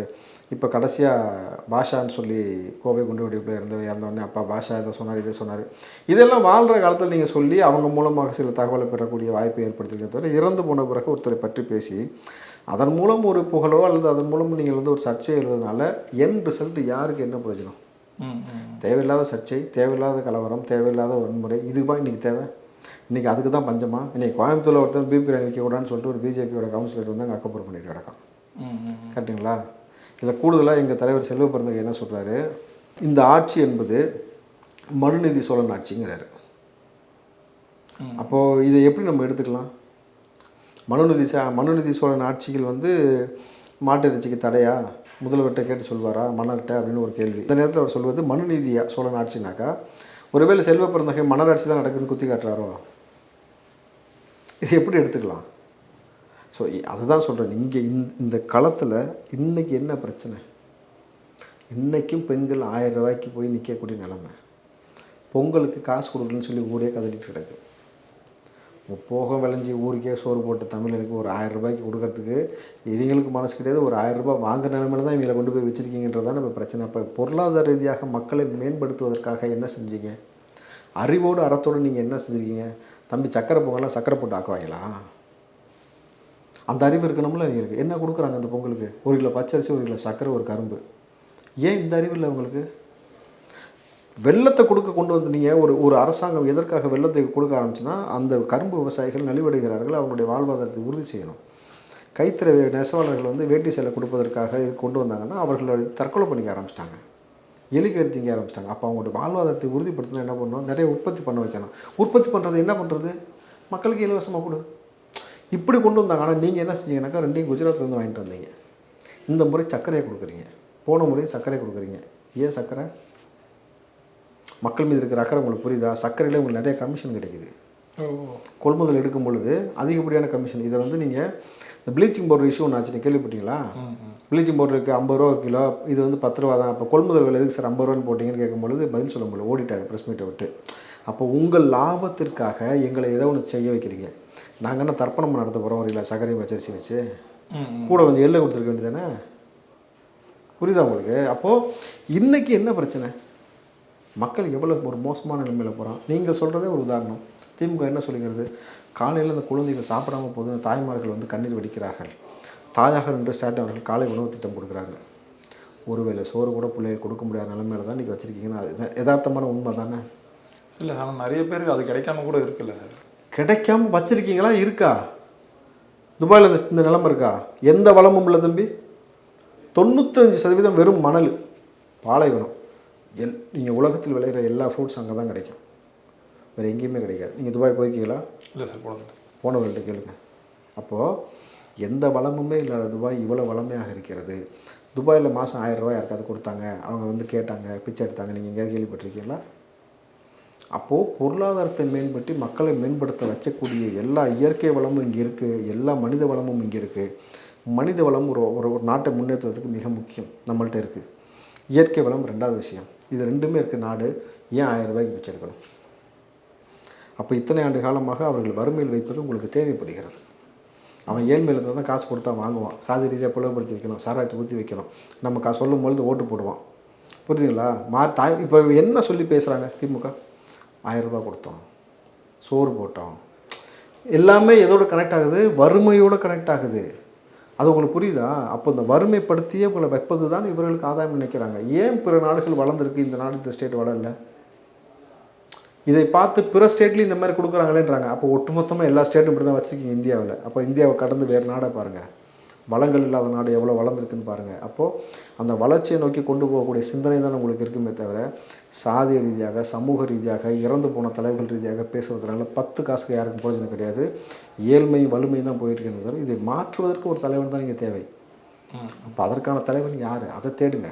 இப்போ இருக்கிற தலைவன் சரியில்லையா? நீயே தலைவனாக உருவாகு. உன்னிலிருந்து தான் மாற்றம் தொடங்குகிறதுன்றாங்க. அப்போ நீ உருவாகு. நீயே வர முடியாதா? நாளைக்கு நடராஜன் நினச்சாக்க நாளைக்கு ஒரு அரசியல் கட்சியோட தலைவர். நீங்கள் உங்களை நம்புங்க, அதுக்கப்புறம் களத்தில் இறங்குங்க, எதுக்கும் சமரசம் இல்லாமல் போராடுங்க.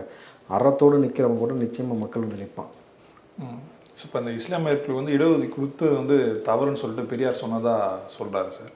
இப்போ ஆனால் இவர் கட்சி ஆரம்பிக்கும் போது, இந்த நாம் தமிழர் கட்சி ஆரம்பிக்கும் போது, இஸ்லாமியர்கள் நம்ம நண்பர்கள் இருந்தாலும் அவங்களோட ஒரு சந்தேக கண்ணோட தான் பார்க்குறோன்னு சொல்லிட்டு சீமான் சொன்னாங்க. பைலாவில் இருக்குது அப்படின்ற மாதிரியான விஷயங்கள் இருக்குன்னும் பொழுது, இல்லை இஸ்லாமியர்கள் முழு மனசோடு அவர் ஏற்றுக்கிட்டாரான்றதே ஒரு பார்த்தீங்கன்னாக்கா இல்லை. ஏன்னாக்கா இப்போ அவர் சொன்ன பேச்சு கூட பார்த்தீங்கன்னாக்கா நபி அவர்கள் வந்தாலுமே நபி வந்து திமுக ஓட்டு போடாத அப்படின்னு சொன்னால் கூடமே நீ நபி இல்லைன்னு சொல்லிடுவாங்க, இறை தூதர்களே இல்லைன்னு நீங்கள் சொல்லிடுவாங்க.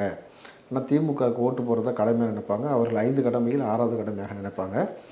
நான் சத்தியமாக சொல்கிறேன், என் தலைவின் மீது ஆணையிட்டு சொல்கிறேன், எனக்கு எந்த இஸ்லாமியரும் ஓட்டு போடலன்றாரு. இப்போ உங்கள் கட்சியில் ஷாகுல் ஹமீதுன்னு இருந்தார், அவருடைய மகள் தான் ஃபாத்திமா ஃபர்கானா இப்போ கட்சியில் இருக்குது. அந்த பிள்ளை கூட உங்களுக்கு ஓட்டு போடலையா? அப்போ சொந்த கட்சியில் இருக்க நபரே உங்களுக்கு ஓட்டு போடாத நிலைமையில தான் நீங்கள் கட்சி நடத்துகிறீங்களா? நீங்கள் தானே சொல்லிட்டீங்க யாருமே ஓட்டு போடல உங்களுக்குன்ட்டு. அப்போது உங்களுடைய நிலைப்பாடுனால உங்களுக்கு அவங்க ஓட்டு போடல, கரெக்டாக? இப்போது நீங்கள் உங்களை திருத்திக் கொள்ளுங்கள். எனக்கு தேவை இங்கே இருக்கக்கூடிய அண்ணாமலையும் சில சர்ச்சைக்கு வித்துடுவது, சாட்டில் அடிச்சுக்கிறது, யாருக்கு பிரயோஜனம்? நீங்கள் செருப்பு போட மாட்டேன்னு திமுக தெரிஞ்சிட போகிறானா? இதெல்லாம் வந்து தேவையில்லாத வெட்டி விளம்பரம் தம்பி. தன்னை முன்னிலைப்படுத்தி அப்படியே மீடியாவில் அட்டென்ஷன் சீக்வன்ஸ்க்காக செய்கிறது ஒரு விஷயம். இல்லை ஒரு விஷயத்தை டைவர்ட் பாலிடிக்ஸ்னு சொல்லுவாங்க. இது மடைமாற்றுவதற்காக காசு வாங்கி கொண்டு சில வேலை செய்வது. இப்போ இதெல்லாம் தவிர்த்துக்கிட்டு நான் சொன்னதான் திரும்பவும், ஒன்று ஆட்சி மாற்றத்துக்கு ஏதாவது முடிவு பண்ணு, இல்லையா மக்கள் நலனுக்கு ஏதாவது பாடுபடு. இது ரெண்டையுமே செய்யாமல் இப்படி நீ செஞ்சுக்கிட்டே இருக்குனாக்கா கால ஓட்டத்தின் பேரில் நீ ஒரு நாள் கரைந்து போய் வரலாற்றை நீ பெரிய தலைவனாக நிற்கவே முடியாது. இப்படி தான் வரலாறு கற்பிச்சிருக்கிற பொழுது நல்ல தலைவனை காலம் தேர்ந்தெடுத்து கொடுக்கும். அதுக்கு நல்ல ஒரு ஆட்சியை கொண்டு வருவதற்கு மக்கள் முயற்சி எடுக்க வேண்டும். சீமான் வந்து பெரியார் வந்து அசிங்கமாக பேசியிருக்காரு சார். இப்போ எங்களுடைய கொள்கை தலைவர் வந்து பெரியார்னு சொன்னார் வந்து விஜய். ஆனால் இவர் வந்து இன்னும் அமைதியாக தானே சார் இருக்காரு. இப்போ சீமானை பார்த்து விஜய் வந்து பயப்படுறாரா சார்? எந்த ஒரு அறிக்கையுமே இல்லை, அது எதிர்ப்புமே தெரிவிக்கல. அதற்கு தேவையில்லாத எல்லா சர்ச்சைக்கும் எல்லா கருத்துக்கும் பதில் சொல்ல முடியுமா சார்? நான் கேட்குறேன் சார். இல்லை சார், தேவையில்லாதது இல்லை. இப்போ எனக்கு கொள்கை தலைவர் அசிங்கப்படுத்திருக்காரு, நான் தானே சார் அதுக்கு குரல் கொடுக்கணும். சிவாஜி கிருஷ்ணமூர்த்தி பேசுனதுக்கு விஜய் ரியாக்ட் பண்ணுமா? சிவாஜி கிருஷ்ணமூர்த்தியும் சீமானும் ஒன்றா சார்? இல்லை, கேட்குறேன். அப்போது எல்லா தவறான ஒரு விஷயத்துக்கும் நம்ம எந்த நேரமும் ரியாக்ட் பண்ணணும்னு அர்த்தம் கிடையாது. இல்லை விஜய் ரியாக்ட் பண்ணாமே அமைதியாக போவான்னு அர்த்தம் கிடையாது. பொறுத்து தான் பார்க்கணும், இது அவருடைய முடிவு. பட் நம்ம வந்து இது எப்படியுமே இதுக்கு விஜய்க்காக நம்ம இதுக்கெல்லாம் வக்காலத்து பேச முடியாது. பட் நான் என்ன நினைக்கிறேன்னாக்கா, தேவையில்லாத சர்ச்சைக்கு ஒரு பதில் கருத்து, தேவையில்லாத ஒரு பதில் கருத்துக்கு பதில் சர்ச்சை சொல்வதன் மூலமாக பழையபடி சீமான் வைசஸ் விஜய்னு கொண்டு போய் விடுவதற்காக ஒரு முயற்சி நடக்கும். அது தவிர்க்கணும்னா என்ன பண்ணணும்? அமைதியாக இருந்துட்டோம்னா, நீங்கள் என்னதான் விஜய் இந்த சீமான் குரல் வித்த போட்டாலும் விஜயை பற்றி அவர் கடந்து போய் டார்கெட்டில் ஃபோக்கஸ்டாக இருக்காருன்னு அர்த்தம். நீங்கள் அப்படி தான் அதை பார்க்கணும். சார் இப்போ இது எல்லாத்தையும் விட்டுடலாம் சார். இப்போ சீமானுக்கு ஆதரவாக அண்ணாமலை வராரு, அவருடைய எப்படி சொல்கிறதுன்னா இதுக்கான ஆதாரங்கள் எல்லாத்தையும் நான் வெளியிடுறேன்னு சொல்கிறாரு. எதுக்கு ஆதாரமானா? இப்போ பெரியார் பேசினாருன்னு சொல்கிறது, அது எல்லாத்துக்கும் ஆதாரம் வந்து நான் வெளியிடுறேன்னு சொல்கிறாரு. இப்போ இது எப்படி பார்க்குறீங்க? இப்போ ஏற்கனவே வந்து சீமான் வந்து ஒரு பிடிஎம் தான். இல்லை, இது எப்படி நம்ம பார்க்கணும்? நீங்கள் அப்படி பார்க்க தேவையில்லை. அண்ணாமலையும் திமுகவை முடிவு கட்டணும் பொழுது இவர்கள்லாம் ஒரு புள்ளியில் ஒன்றிணைகிறாங்க, அவ்வளோதான். நீங்கள் வந்து அதற்காக சீமானும் அவங்களும் ஒன்றுன்ற மாதிரி நம்ம எடுத்துக்கொள்ள முடியாது. இப்போ அண்ணாமலைக்கும் திமுகவை முடிச்சு விடணும். அதுக்கு தான் வந்து செருப்பு போட மாட்டேன்னு சொல்லிட்டு இருக்காரு. இப்போ செருப்பு போட்டிருக்காரா? முதல்ல அதை விசாரிக்கணும். புரியுதுங்களா? அப்போது இவங்க சில ஆதாரத்தை கொடுக்குறேன்னு ஆரம்பத்தில் வந்து பிஜேபிக்கும் பெரியாருக்கும் உங்களுக்கு தெரியும். இங்கே தமிழ்நாட்டில் ஒரு சிலைக்கு வந்து காவி சிலை ஃபஸ்ட்டு காவி சாயம் பூசினாங்கன்னா அது பெரியாருக்கு தான் ஃபஸ்ட்டு பூசப்பட்டது. இப்போ அவங்க அந்த மாதிரி தான் முன்னெடுத்து வருவார்கள். அப்படின்னும் பொழுது அதான் சொல்லலை, இந்த டைவர்டிக் பாலிடிக்ஸ் இதனால் யாருக்கு என்ன நன்மை? நன்மைக்காகத்தான் நீங்கள் அரசியலுக்கு வந்தீங்களே தவிர நீங்கள் அதை வச்சு பப்ளிசிட்டி அடைவதற்கோ இப்படி பைத்தியக்காரத்தனமாக சில வேலை செய்வதற்கோ இல்லைன்றதை மக்கள் புரிஞ்சுக்கணும். இது ஒரு செய்தியை வந்து நம்ம பேசாமல் இதை பெருசாகாமல் நீ இப்படி தான் கடைசி வரைக்கும் உன் பாட்டு ஒரு மூலையில் உட்காந்து பேசிட்டேன்னு சொல்லி கடந்து போயிடணும். இதை ரொம்ப நம்ம பேசி இதுக்கெல்லாம் ரொம்ப முக்கியத்துவம் கொடுத்து அதை ஒரு பெரிய ஒரு பாலிடிக்ஸை நம்ம மாற்றக்கூடாது. ஏன்னா நம்ம ஃபோக்கஸ்டாக மக்கள் பிரச்சனையை கொடுத்தே கொண்டு போயிடலாம். ரொம்ப நன்றிகள் சார், எங்களோட நேரம். நன்றி.